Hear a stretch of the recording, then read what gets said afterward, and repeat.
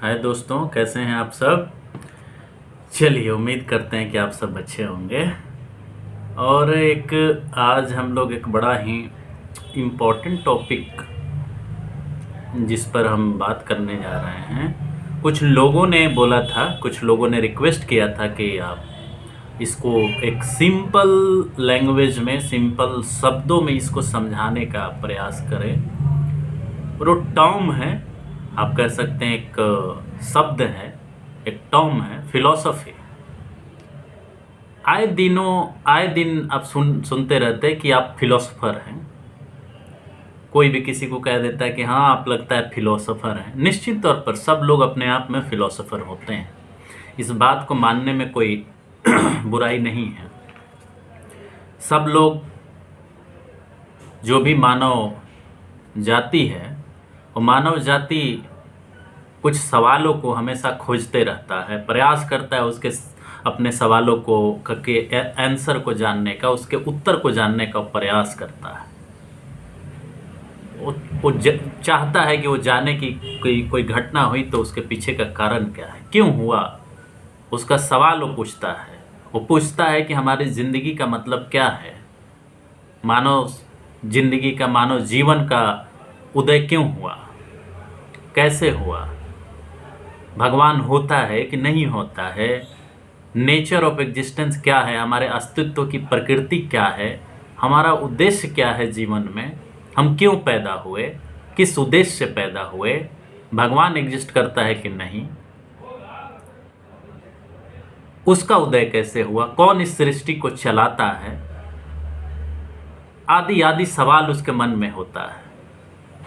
वो सोचता है कि उसके जीवन का उद्देश्य क्या है, वो क्या प्राप्त करना चाहता है, क्या नौकरी प्राप्त कर लेने से उसका उद्देश्य सिद्ध हो जाता है,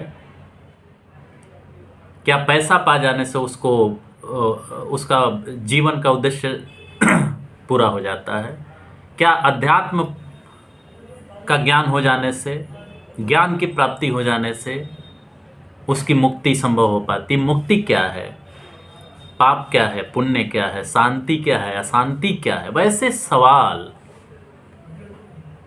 जो एब्स्ट्रैक्ट हैं, जो भाववादी हैं, जिनका जवाब आप यस और नो में नहीं दे सकते, वैसे असंख्य सवाल लोगों के दिमाग में होता है। वो जानना चाहते हैं कि इसका मतलब क्या है, पीस का मतलब क्या है, सुकून का मतलब क्या है, शांति का मतलब क्या है। समझ रहे हैं? तो ये सारे सवाल जो एकदम आपके एग्जिस्टेंस से जुड़ा हुआ है, जिसका यस नो में सवाल नहीं है, जिसके एक्सप्लेनेशन की ज़रूरत आपको होती है, कोई इसका सेटिस्फैक्ट्री आंसर नहीं दे पाता है। अब इसका क्या आंसर हो सकता है कि गॉड एग्जिस्ट करता है कि नहीं एग्जिस्ट करता है। आप जानते हैं कि सोलर मंडल, आपका सोलर सिस्टम एक गैलेक्सी तक सीमित है।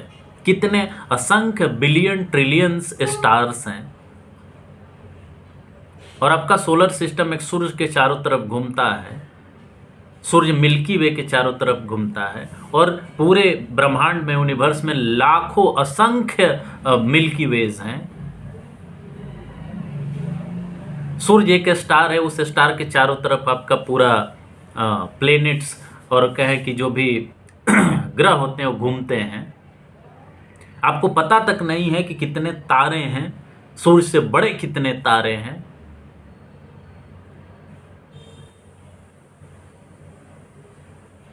तो कहने का मतलब, ऐसे बहुत सारे स्वर्ग नरक क्या है, कोई देखा है, कोई नहीं देखा है, इस तरह के सवाल, एब्स्ट्रैक्ट क्वेश्चंस जो आपके सवाल में आते हैं, सभी व्यक्ति उसका आंसर ढूंढने की कोशिश करता है।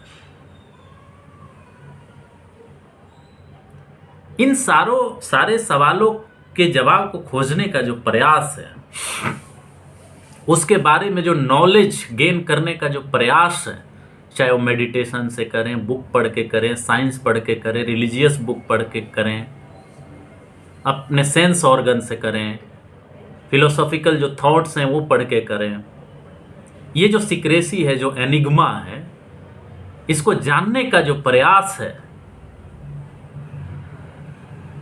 उसका प्रयास हर व्यक्ति करता है, बहुत सारे बड़े बड़े विद्वान भी करते हैं, और उस प्रयास को, इन सवालों के आंसर खोजने के प्रयास को ही मोटे तौर पर फिलॉसफी कहते हैं। सिंपल भाषा में अगर हम इसको डिफाइन करें तो way of looking things, way of looking things. फिर से समझिए, एक तरीका होता है आपका अपने जिंदगी से जुड़े हुए सारी चीज़ों का, या जो भी चीज़ें हैं आपके आसपास, उसके अंदर जो सीक्रेसी आपको महसूस होती है कि आखिर कोई घटना क्यों हो रही है। अगर स्टार है, सूर्य एक स्टार, सन एक स्टार है, तो स्टार बना कैसे, पृथ्वी कैसे बनी, उस पर लाइफ का एग्जिस्टेंस कैसे संभव हुआ, ह्यूमन बीइंग कैसे जन्म लिया, उसके अंदर ब्रेन कैसे बनी, उसके अंदर कॉन्शियसनेस कैसे आया, कॉन्शियसनेस पहले आया कि मैटर पहले आया, पदार्थ पहले आया कि कॉन्शियसनेस पहले आया। तो इन चीजों को समझने का, देखने का जो तरीका है, वे ऑफ लुकिंग थिंग्स, इसी को मोटे तौर पर हम लोग फिलॉसफी कहते हैं।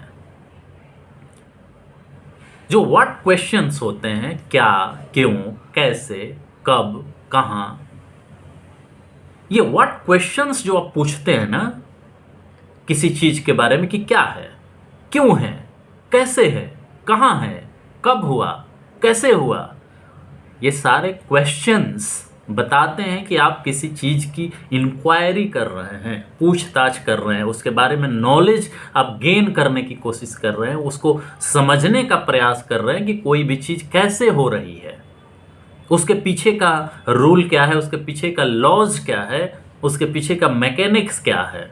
जैसे कोई पौधा जो, कोई फल जो है नीचे गिरता है, तो आप कहते हैं कि वो ग्रेविटेशनल फोर्स की वजह से नीचे गिरता है, जिसे न्यूटन ने खोजा था। उसके कारण को आप जानने का प्रयास करते हैं कि वो ग्रेविटेशनल फोर्स क्या है जिसकी वजह से वो नीचे गिरता है। आप समझिए इस बात को। तो चीज़ों को देखने का जो आपका तौर तरीका होता है कि कैसे किसी घटना को आप समझने का प्रयास करते हैं, कैसे किसी चीज़ के होने के कारण की आप खोज करते हैं, उसको कैसे जानना चाहते हैं, किस तरीके से उसको देखते हैं।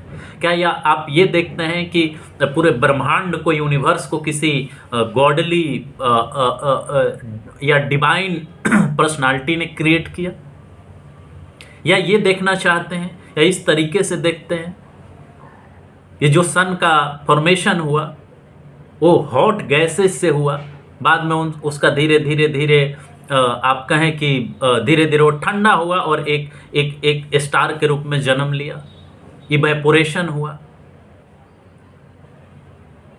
तो कहने का मतलब कि जिंदगी से जुड़ी जो भी घटनाएं हैं, जो भी चीजें हैं, उसको देखने का जो आपका तरीका होता है, उसे समझने का जो तरीका होता है, जो मैनर होता है, जो वेज होता है, कैसे आप उस चीज को समझने का प्रयास करते हैं। जैसे एक एग्जांपल लीजिए लाइफ के बारे में।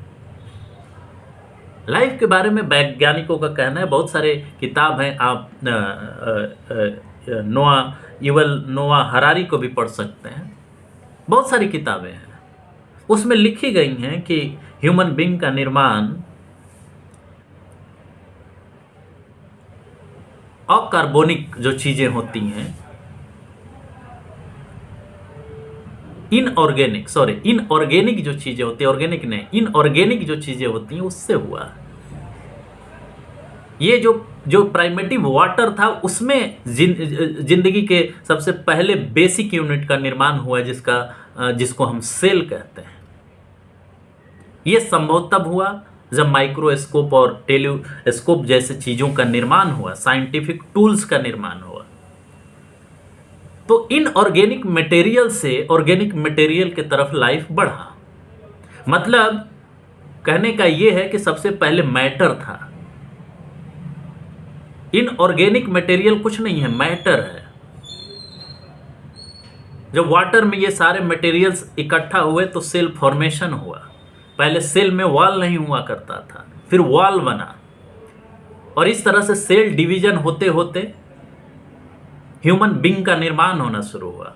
आप जानते हैं चार्ल्स डार्विन का theory of evolution, origin of a species, कि बहुत सालों के बाद जो है मनुष्य इस रूप में आया। एप्स जो हुआ करते थे उनसे किस तरह से एडेप्टेशन एंड इवोल्यूशन के माध्यम से आज का ह्यूमन बीइंग बना,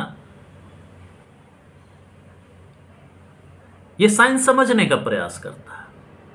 तो कहने का मतलब ये है कि जो भी घटनाएं आपके ज़िंदगी की होती हैं, एक दूसरा तरीका ये है कि आप मानते हैं कि यूनिवर्स को किसी अननोन पावर रेगुलेट कर रही है, वही चला रही है,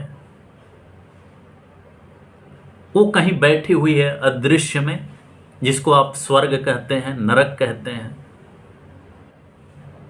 ऐसी घटनाओं को एक डिवाइन पावर के द्वारा रेगुलेट करने की बात कही जाती है कि जो भी इस यूनिवर्स में होता है उसको कोई अदृश्य शक्ति रेगुलेट करती है।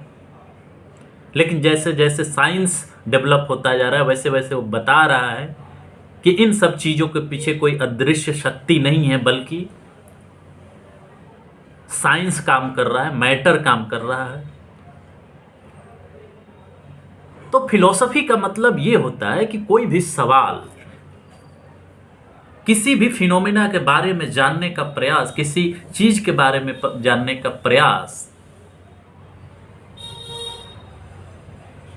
उस सवाल के जवाब को ढूंढने का तरीका आपका क्या है, वे क्या है, आप कैसे चीजों को समझते हैं, किस एंगल से समझने का प्रयास करते हैं, और उसी एंगल से आप रियलिटी को फिर डिफाइन करते हैं। रियलिटी क्या है, मोह क्या है, माया क्या है, इमोशन क्या है, ये सारी चीजों को डिस्कस करने का, देखने का जो तरीका होता है, समझने का जो तरीका होता है, पॉइंट ऑफ व्यू होता है, उसी को हम सिंपल भाषा में मोटे तौर पर फिलॉसफी कहते हैं।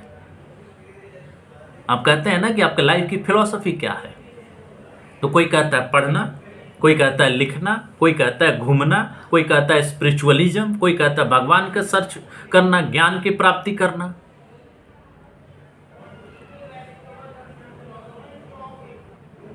तो अब समझिए इस बात को कि जो भी आपके दिमाग में आपके एग्जिस्टेंस से जुड़ा हुआ सवाल, चाहे वो फिजिकल हो चाहे मेटाफिजिकल हो, वैसे चीज़ों का जवाब खोजना जो अदृश्य है, जैसे इमोशन है, स्पिरिचुअलिज्म है, किसी चीज़ को फील करना है, ऐसे सवालों का जवाब खोजने का तौर तरीका, वेज को मोटे तौर पर फिलॉसफी कहते हैं। आज के दिन में मान लीजिए आपके पास नौकरी है, नौकरी नहीं पाने का कारण क्या है, वजह क्या, क्यों नहीं एम्प्लॉयमेंट जनरेट हो रहा है, इसके पीछे आपका लक जिम्मेवार है या सरकार जिम्मेवार है, आपका सिलेक्शन नहीं हो रहा, मार्क्स कम मिल रहा है, तो आपकी पढ़ाई लिखाई की कमजोरी है या सिस्टम में बायसनेस है, प्रिजुडिस है। इन सवालों का जवाब ढूंढना,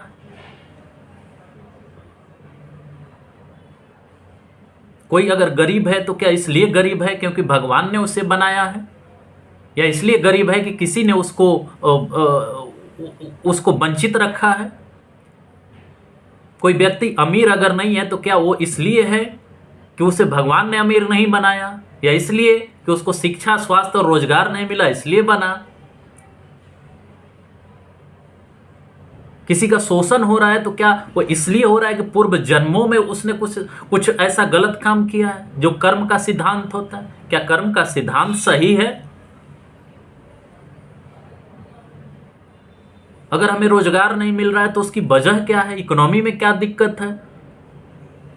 इन सारे सवालों का जवाब, चाहे वो फिजिकल हो चाहे मेटाफिजिकल हो, ओंटोलॉजिकल हो चाहे एपिस्टेमोलॉजिकल हो, इन सारे सवालों का जवाब ढूंढने का जो आपका तरीका है, उसको देखने का जो तरीका है कि ये चीजें कैसे हो रही हैं, क्यों हो रही हैं, कैसे हो रही हैं, कहाँ हो रही हैं, कब हो रही हैं, व्हाट क्वेश्चंस या WH क्वेश्चंस जो होते हैं, जिनका जवाब आप खोजते रहते हैं, उसके लिए पढ़ते हैं, लिखते हैं, रिसर्च करते हैं, इंक्वायरी करते हैं, इन्वेस्टिगेशन करते हैं, उसके बारे में मेडिटेशन करते हैं, सोचते हैं, आप उसको डिकोड करने का प्रयास करते हैं कि अगर अनएम्प्लॉयमेंट है तो क्यों है, हमारा सिलेक्शन नहीं हो रहा है तो क्यों नहीं हो रहा है, हमारा शोषण हो रहा है तो क्यों हो रहा है, कोई अमीर है तो क्यों अमीर है, कोई गरीब है तो क्यों गरीब है, उसके पीछे का लॉ क्या है, वो कैसे काम कर रहा है, उसके हर प्रोसेस को आप डिकोड करने का कोशिश कर रहे हैं, उस प्रोसीजर को आप समझने का प्रयास जो करते हैं, वही फिलॉसफी है। Way of looking things. Things का यहाँ केवल मतलब नहीं है कि कोई ऐसा चीज जो स्टेबल केवल स्टेटिक है, नहीं, उस स्टेटिक पोजीशन में पहुंचने का जो पूरा प्रोसेस है, वो प्रोसेस कैसे होता है, उस रिजल्ट तक कैसे पहुंचा जाता है, क्योंकि आपको सामने रिजल्ट दिखता है, उस रिजल्ट तक कैसे पहुंचा जा रहा है, क्या प्रोसेस अपनाई गई, उसी को फिलॉसफी कहते हैं। अगर इसके आप लिटरल मीनिंग को समझे तो फिलॉसफी मतलब फिलो प्लस लोसोफी, तो फिलो का मतलब होता है साइंस और फी का मतलब होता है, फिलोसफी का मतलब होता है साइंस ऑफ नॉलेज। नॉलेज का जो साइंस है, मतलब उसको खोजने का जो तरीका है, नॉलेज गेन करने का जो तरीका है, किसी फिनोमिना के बारे में, किसी चीज के बारे में, किसी घटना के बारे में, प्रोसेस के बारे में, उसी को हम फिलोसफी कहते हैं।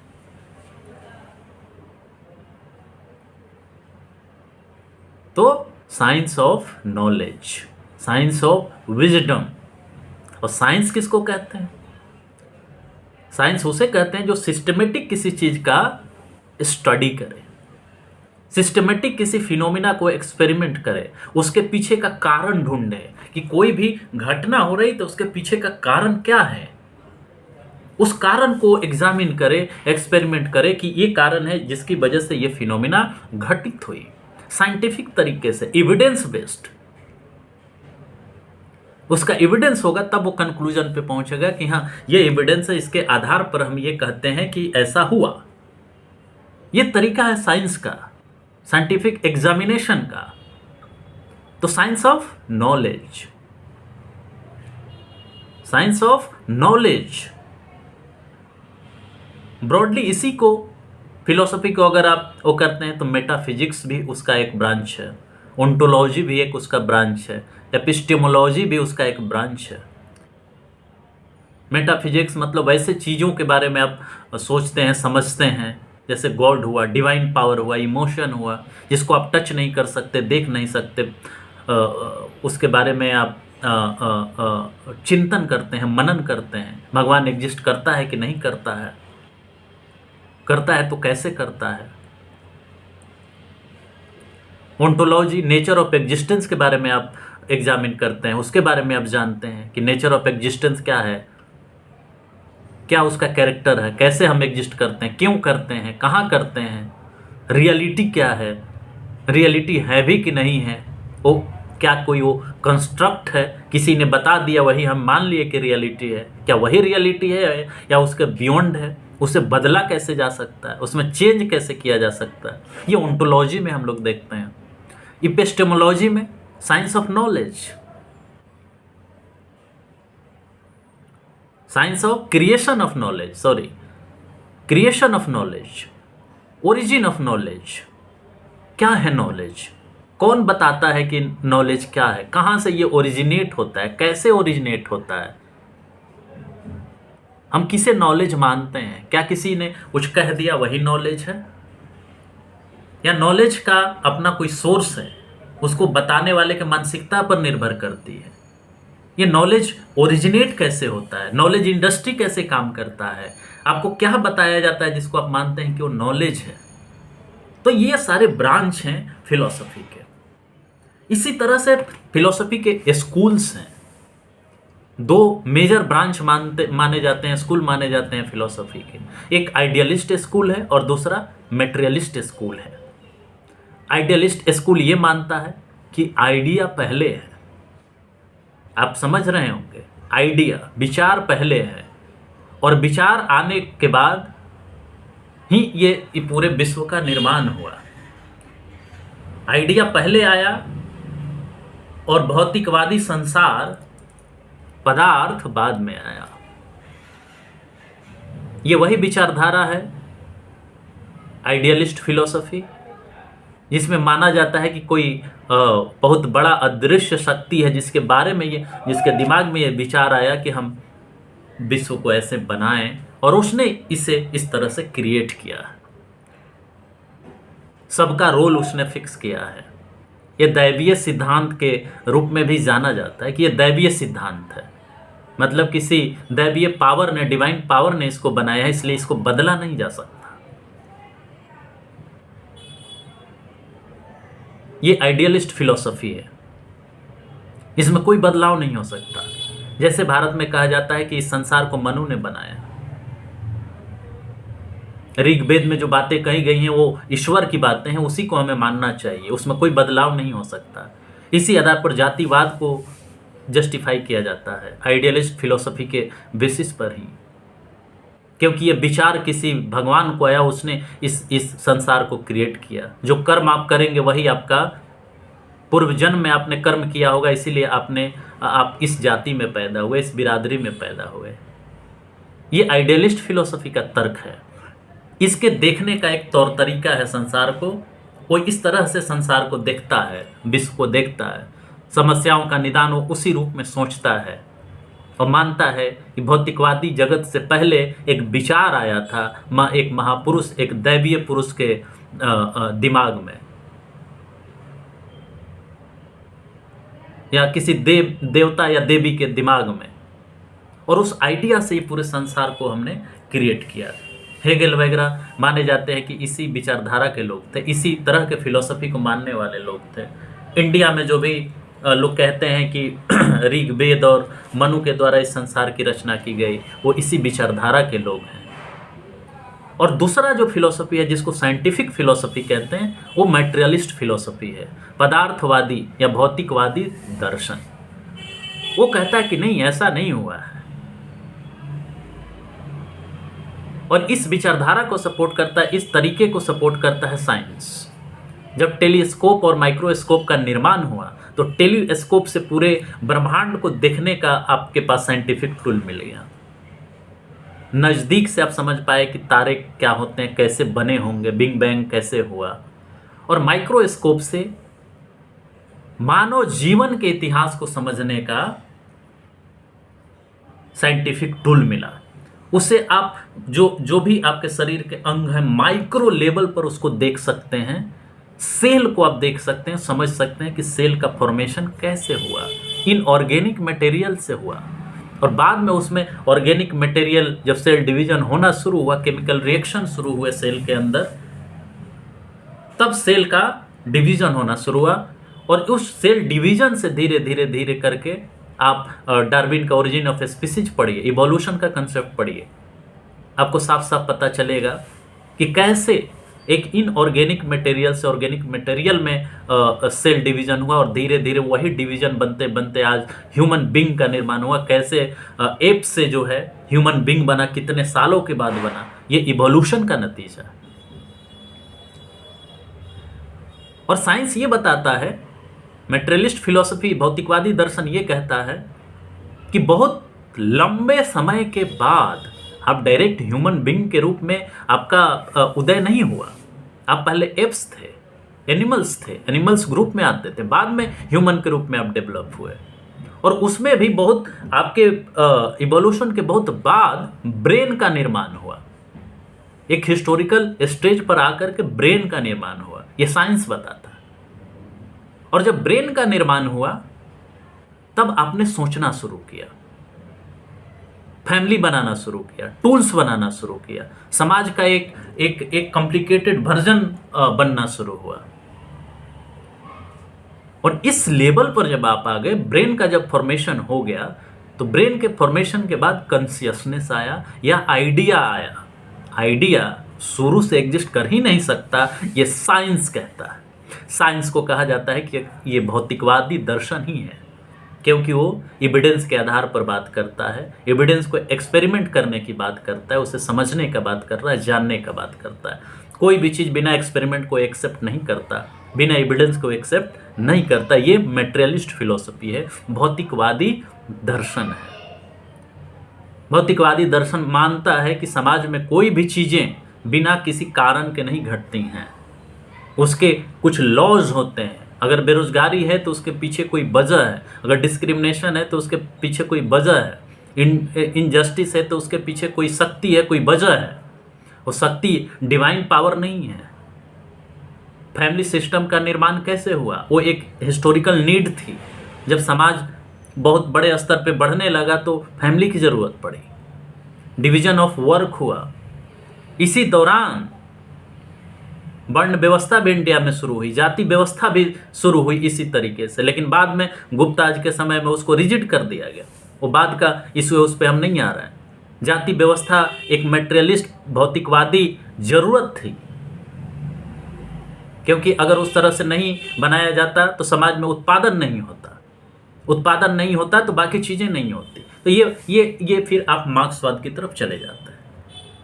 भौतिकवादी दर्शन के माध्यम से ही मार्क्स ने इतिहास को की व्याख्या की है, जिसको हम हिस्टोरिकल मटेरियलिज्म कहते हैं, ऐतिहासिक भौतिकवाद कहते हैं। वो एक साइंटिफिक तरीका है, साइंस आधारित तरीका है। तो भौतिकवादी दर्शन कैसे देखता है? पूरे संसार को एक मटेरियल के फॉर्म में देखता है, मैटर के फॉर्म में देखता है, पदार्थ के फॉर्म में देखता है। उसी मैटर से इनऑर्गेनिक मैटर से मैटर बना, इनऑर्गेनिक मैटर से ऑर्गेनिक मैटर बना। बर्थ और डेथ का पूरा कंसेप्ट मटेरियलिस्टिक कंसेप्ट है कि डेथ और बर्थ कुछ इसमें डिवाइन नहीं है। तो हम उस डिबेट में नहीं जा रहे हैं। आप हो सकते हैं कि आप आइडियलिस्ट हो, दूसरा हो सकता है कि मटेरियलिस्ट हो। हमारे कहने का केवल ये मतलब है, हम जो बताना चाह रहे थे वो ये बताना चाह रहे थे कि what is philosophy. This is a science of knowledge, a systematic way to understand any phenomena. It is a way of thinking, how you are approaching difficult questions, what WH questions, how you are going to answer these questions. This is called philosophy, a way of looking at things. एकदम simple शब्दों में किसी भी phenomena को, किसी भी चीज़ को, किसी भी घटना को देखने का आपका तरीका जो होता है, उसी को हम फिलॉसफी कहते हैं कि आप कैसे उसको देखते हैं।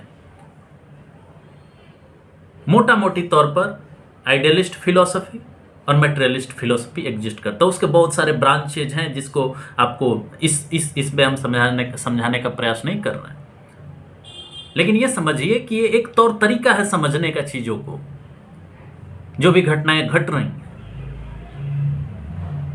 और इसका प्रयास सब कोई करता है कि हमारे जीवन में दुख क्यों है, शोषण क्यों है, परेशानी क्यों है, शांति क्या है, अशांति क्या है। इन सारे चीजों के कनेक्शन को खोजने का प्रयास फिलॉसफी।